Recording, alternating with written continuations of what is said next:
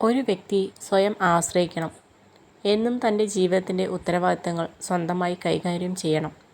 കഷ്ടതകൾ ഉള്ള സമയത്ത് നിങ്ങൾക്ക് തുണയായി നിങ്ങൾ മാത്രമേ ഉണ്ടാവൂ. നിങ്ങളുടെ പ്രശ്നങ്ങൾ തീർക്കാൻ മറ്റൊരാളും മുതിരില്ല. അതിനാൽ സ്വന്തം കഴിവ് വളർത്തിയെടുത്ത് ഉത്തരവാദിത്തങ്ങൾ സ്വന്തമായി കൈകാര്യം ചെയ്യുക. ഒരു വ്യക്തി തന്നേക്കാൾ കൂടുതൽ മറ്റുള്ളവരെക്കുറിച്ച് ചിന്തിക്കുമ്പോൾ മാത്രമാണ് സമ്മർദ്ദവും വിഷാദവും അസ്വസ്ഥതയും ഉണ്ടാകുന്നത്. മനസ്സാക്ഷിക്ക് നിരക്കാത്തതൊന്നും ചെയ്തിട്ടില്ല എന്ന ഉത്തമ ബോധ്യമുണ്ടെങ്കിൽ മറ്റുള്ളവരുടെ ശത്രുത ഗൗനിക്കേണ്ടതില്ല. എല്ലാവരെയും തൃപ്തിപ്പെടുത്തി ജീവിക്കാൻ ആർക്കും കഴിയില്ല. ഏറ്റവും വിലപിടിപ്പുള്ള വസ്തുവാണ് വിശ്വാസം. നേടിയെടുക്കാൻ കാലങ്ങളോളം വേണ്ടിവരുന്നു. നഷ്ടപ്പെടുത്താൻ നിമിഷങ്ങൾ മാത്രം മതി. മുതൽ എടുക്കുന്നവരുടെയല്ല, മുതൽക്കൂട്ടാകുന്നവരുടെ ഹൃദയത്തിലാണ് നിങ്ങൾ കൂടുകൂട്ടേണ്ടത്. അലസമായ ഒരു ജീവിതമല്ല, ആസ്വദിച്ചിട്ടുള്ള ജീവിതമാകട്ടെ നമ്മുടേത്. മൃദുവായി നടന്നും എളിമയോടെ സംസാരിച്ചും കരുതലോടെ കാൽവെച്ചും സ്നേഹത്തോടെ പെരുമാറിയും നമുക്ക് യാത്രയെ സുന്ദരമാക്കാം. എല്ലാ വിഷമങ്ങളും ഉള്ളിലൊതുക്കി ചിരിക്കാൻ പഠിക്കണം.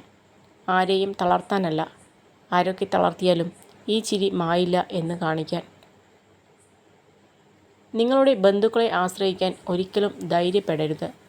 കാരണം മറ്റുള്ളവരിൽ നിന്ന് എന്തെങ്കിലും പ്രതീക്ഷിക്കുന്നത് നിങ്ങളെ അവരുടെ ആശ്രിതനും ദുർബലനുമാക്കുന്നു. നമ്മൾ ഏതൊരു കാര്യത്തിലും ഭയപ്പെടുന്നതെല്ലാം വേണ്ടത്ര അറിവില്ലാത്തതുകൊണ്ടാണ്. കാര്യങ്ങളെ പൂർണ്ണമായും മനസ്സിലാക്കിയാൽ ഒരിക്കലും ഭയം ഉണ്ടാവില്ല. നമ്മളെ വേണ്ടാത്തവർക്കായി കരയാൻ ഉള്ളതല്ല നമ്മുടെ ജീവിതം. അത് നമ്മളെ സ്നേഹിക്കുന്നവർക്കായി ജീവിക്കാനുള്ളതാണ്.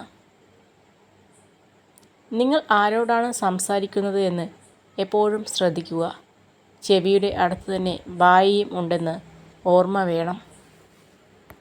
ആവശ്യങ്ങൾക്കായി മാത്രം അടുപ്പവും സ്നേഹവും കാണിക്കുന്നവരെ തിരിച്ചറിയാതെ പോകുന്നത് ആദ്യത്തെ തെറ്റ്.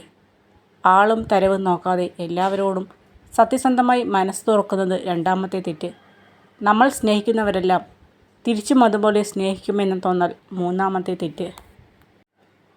ജ്ഞാനിയായ ഒരു മനുഷ്യൻ ജയിക്കാൻ വേണ്ടി പോരാടുന്നു. പക്ഷേ പരാജയപ്പെടാൻ സാധ്യത ഉള്ളതിനെ നേരിടാനുള്ള പദ്ധതി തയ്യാറാക്കിയില്ലെങ്കിൽ ബുദ്ധിയേക്കാൾ ഇരട്ടി വിഡ്ഢിത്തം ഉള്ളവനായി അവ മാറും.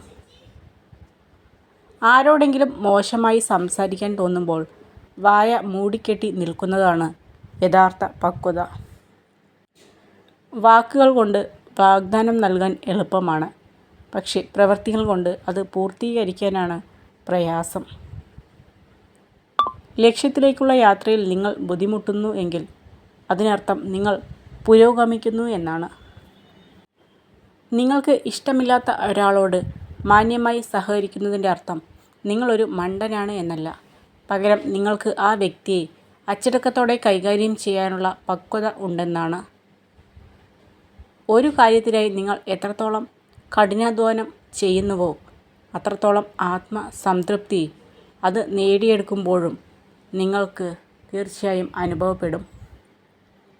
മറ്റുള്ളവരുടെ നാവിൽ നിന്നും ഒരാളെയും അറിയാൻ ശ്രമിക്കരുത്. കാരണം എല്ലാവർക്കും ഒരുപോലെ ആകില്ല. ജീവിതത്തിൽ പലപ്പോഴും ഒറ്റപ്പെട്ടു പോകുന്നത് തെറ്റ് ചെയ്യുന്നവരല്ല, നല്ല ചിന്തയോടെ തെറ്റുകൾ ചൂണ്ടിക്കാണിക്കുന്നവരാണ്. അകന്നുപോയ ബന്ധങ്ങളെ നിങ്ങളിലേക്ക് അടുപ്പിക്കാൻ ശ്രമിക്കരുത്. ആ ബന്ധങ്ങൾക്ക് പഴയ പോലെയുള്ള അടുപ്പവും സ്നേഹവും ആത്മാർത്ഥതയും ഇനി ഒരിക്കലും ഉണ്ടാവുകയില്ല. മുനയൊടഞ്ഞ് തേഞ്ഞു തീരുമ്പോഴാവും മനസ്സിലാവുക ചിലരുടെ ജീവിതങ്ങൾക്ക് നിറം പകരാനുള്ള വെറും കളർ പെൻസിലുകളായിരുന്നു നമ്മളെന്ന്. ആരും നമുക്ക് സ്വന്തമല്ല. മറ്റൊരാൾ വന്നാൽ മാറിക്കൊടുക്കേണ്ട ബന്ധമേയുള്ളൂ പലരുടെയും ജീവിതത്തിൽ നമുക്ക്. വീഴ്ചകൾ ഒന്നും തന്നെ പറ്റാതിരിക്കുന്നതല്ല മാഹാത്മ്യം. ഓരോ തവണയും എഴുന്നേൽക്കുന്നതിലാണ് മാഹാത്മ്യം. നിങ്ങളുടെ ജീവിതത്തിൽ എന്തെല്ലാം ഉയർച്ച താഴ്ചകൾ ഉണ്ടായാലും നിങ്ങളുടെ ചിന്തകളായിരിക്കണം നിങ്ങളുടെ മൂലധനം. ഏതൊരു ബന്ധത്തിൻ്റെയും ആഴം കൂട്ടുന്നത് സംസാരത്തിലൂടെയാണ്.